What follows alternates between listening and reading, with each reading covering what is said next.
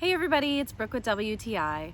One of the most important things about boating, in my opinion, is having good ropes to secure your boat. We got these Better Boat 2-inch dock lines and they have such amazing quality. I love them.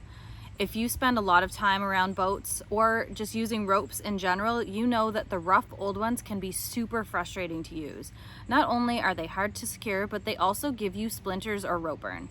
These ropes are made from an ultra durable braided nylon and they are salt, sun, and water resistant. They have heat treated ends, so you do not have to worry that they're going to fray over time. These are going to last you a really long time. I am definitely not a boating pro, but having good dock lines is a good place to start.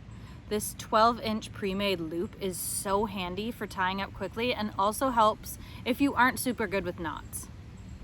Whether you're a seasoned boater or just a newbie, everyone needs good ropes for their boat. I highly recommend these dock lines by Better Boat, and that's my point of view.